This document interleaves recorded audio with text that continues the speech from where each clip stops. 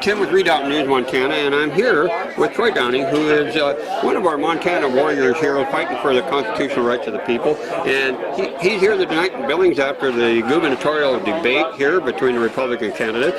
And we would like to have just a couple words to the people of Montana from Mr. Downing, and here you go, sir. Well, thank you. Thanks for having me. I thought it was a lively debate tonight, and really fun listening to everybody's ideas there. And in case you didn't know, I'm running for state auditor, and very excited about that.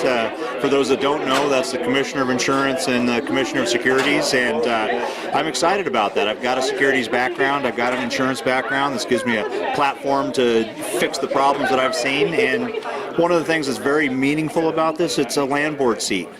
And the land board constitutionally is there to maximize income from state trust lands and to fund the state trust beneficiaries, namely the public education. And what excites me about that is supporting the backbone of the Montana economy. That's supporting our farmers, our ranchers, our miners, our loggers.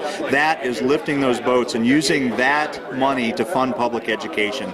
And I think supporting our farmers and ranchers and miners and loggers is tremendously important. And I take a view that I take out of the BLM Act of the idea of multiple use and sustained yield. Multiple use means let's use our land how it makes sense. Let's preserve what we love. Let's mine where it makes sense. Let's log where it makes sense. Do true forest management. Let's graze where it makes sense. And the second part is equally important: sustained yield. Do it in a way that you can do it forever and leave a legacy for our children, our grandchildren, our great-grandchildren.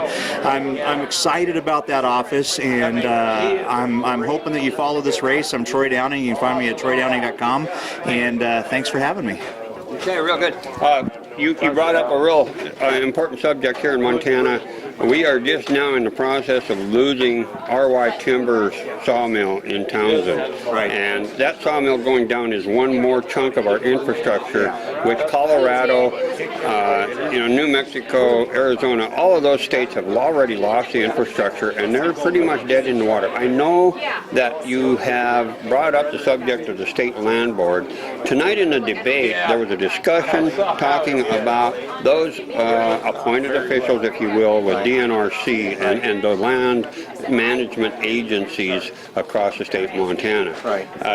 Do you think that there's really something that we can do as citizens in the state of Montana to assist in turning that around? Because so many times what I have seen personally is we get folks like you that we know are going to fight for our rights and fight for what's right, but what happens is the political machine kind of takes over, and the people don't get involved. Do you have a suggestion for maybe the people getting, I'll say let's burn the couch and get them going? Well, the first part is just to be informed, to understand what's going on, and make sure that your voice is heard.